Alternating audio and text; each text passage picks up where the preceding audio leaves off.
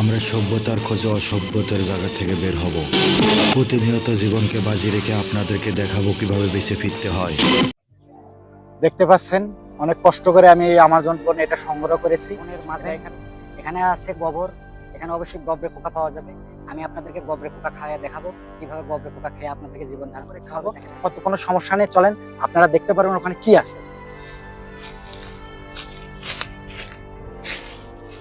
জঙ্গল একদম কত কষ্ট করে ছাপ করে আমি মনে করি ফাঁক করে চলে যাব কত জঙ্গলের ভেতর।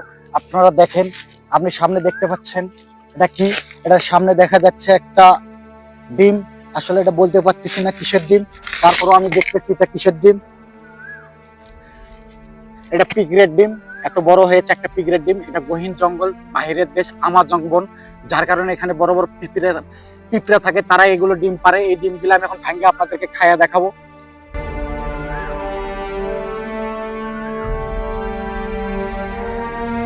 এটা আমি এখন খেতে পারবো। আমি এখন উঠতেছি বিশাল বড় একটা পাহাড়ে। পাহাড় থেকে কিভাবে ডেঙ্গে যেতে হয়, পাহাড়ের ওই পাশে একটা নদী থাকতে পারে। আমি পানি খেতে হবে। আমাদেরকে বাঁচতে গেলে অবশ্যই আমাদের শরীরে ক্যালোরি দিতে হবে। ক্যালোরি দিতে হলে অবশ্যই পানি লাগবে। পানি তো আমাদের অত্যন্ত জরুরি, পানির অপর নাম জীবন। চলেন আমরা এইভাবে কিভাবে পার হয়ে যায় দেখেন। অনেক কষ্ট করে অনেক গাছ ধরে যাক অল্প থেকে বেঁচে গেলাম, আবারও চেষ্টা করতেছি আমি।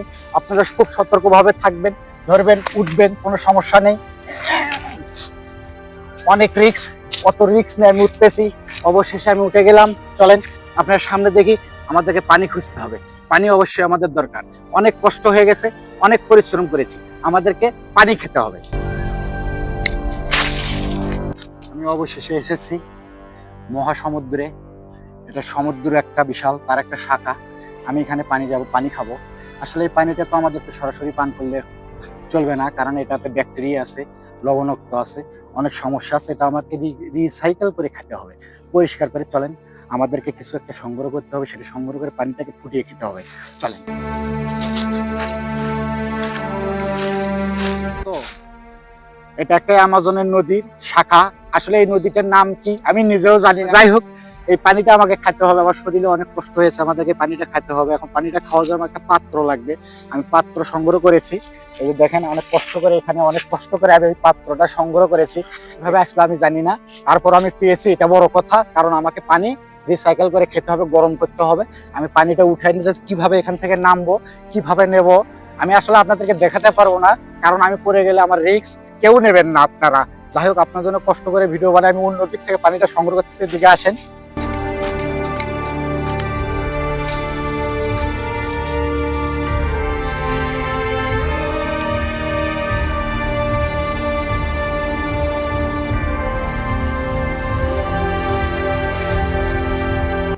অনেক কষ্ট করে 2-4 মন পানি নিয়ে এসেছি।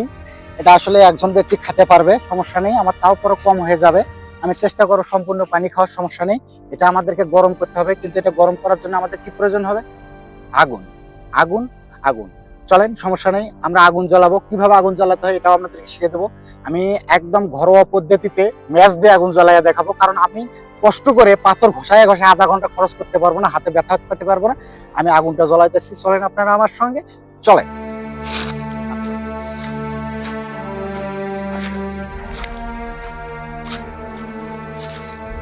আমি এসে পড়েছি একটা বনের মাঝে। এখানে আছে গোবর, এখানে অবশ্যই গবরে পোকা পাওয়া যাবে। আমি আপনাদেরকে গবরে পোকা খাওয়া দেখাবো, কিভাবে গবরে পোকা খেয়ে আপনাদেরকে জীবন ধারণ করতে হবে। দেখেন, আসেন, এই যে দেখেন। দরকার নেই, আমি আপনাদেরকে এটা আমি খাওয়ায়া দেখাতে পারবো না, পরের নেক্সট ভিডিওতে আপনারা খাওয়ায়া দেখাবো। এখন আপনারা আমার সঙ্গে চলুন সামনে। এটা আমরা পানিটা রিসাইকেল করে খাবো, এটা আপনাদেরকে দেখাবো। চলেন, আমি আসলে সামনের দিকে দেখতে পাচ্ছি একটা মাঠের মতো একটা জায়গা, আমি এখানে চলে যাব।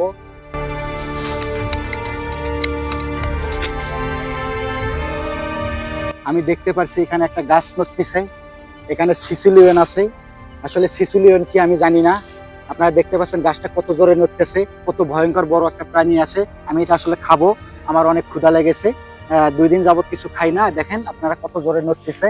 আমরা সামনে এখানে যাবো, যাওয়ার পরে দেখবো যে এখানে কত বড় সিসিলিয়ন আছে। আসলে সিসিলিয়ন কি আমি জানি না, তারপরও আমি যাচ্ছি, কারণ ভিডিওতে বলে আমরাও বললাম। আসেন। এই যে দর্শক দেখতেছে কি কত জোরে নড়তেছে, এটার ভেতরে কি আছে, যা কাজটা কথা বলতে হবে। এখানে কত বড় জিনিস আছে না আছে আমি জানি না, তারপর আমি ভেতরে ঢুকবো, ঢুকে ওটাকে ধরবো, ধরার পরে ওটাকে আমি জব করে খাবো।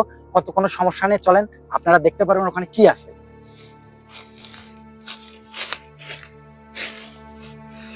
হ্যাঁ, আপনি কে এখানে? আপনি কে? বাহ, উনি কে আমি বুঝতে পারতেছি না, কিছু কিছু কথা বুঝতে পারছেন। এখানে সাউথ আফ্রিকার যে আমাজন বন আছে, এখানকার আদিবাসীর সাথে গেছে। উনি আসলে এখানে লাইয়ের জাংলায়, যে দেখেন লাইয়ের জাংলায় কাজ করতেছে। আসলে আমি ওনাকে আমি চিনতে পারিনি, মনে করছিলাম সিসিলিয়ান, আসলে সিসিলিয়ান না, উনি হলো মানুষলিয়ান। যাই হোক, ওনার কাছে এসেছি, ওনার সাথে কথা বলার চেষ্টা করতেছি। উনি আমাদেরকে কোনো ইনফরমেশন বের হওয়ার যদি দিতে পারে খুব উপকার হতো। ভাই, আমি এদিক থেকে কিভাবে চলে যাবো? এই যে বের হয়ে যাবো কি বার হবো এদিক থেকে বার হবো। দর্শক, উনি কি বলতেছে একটু আমি আপনাদেরকে বলতে চাচ্ছি। উনি আমাকে বলতেছে যে আপনি কে, কোথা থেকে এসেছেন। তা আমি এখন বলবো আচ্ছা ওয়ালা আছি, কিভাবে এখানে আসলেন, কিভাবে পড়লেন, কিভাবে আসলে একটু বিস্তারিত শুনতে চাচ্ছে। অপাল আচ্ছা পা ওয়াই চালা ইয়া ও বাদা দা দা দা দা ও আয়া। যে উনি বলতেছে যে আসলে আপনি এত কষ্ট করে এখানে আছেন, এত পড়ে গেছেন, আপনার কোথাও ব্যথা পাননি। আসলে আমি কোথাও ব্যথা পাইনি, সমস্যা নেই। এখন ইনাকে দেখতে পাচ্ছেন আদিবাসী, উনি আমাকে রাস্তা দেখাবে কোন দিক দিয়ে আমি যাবো।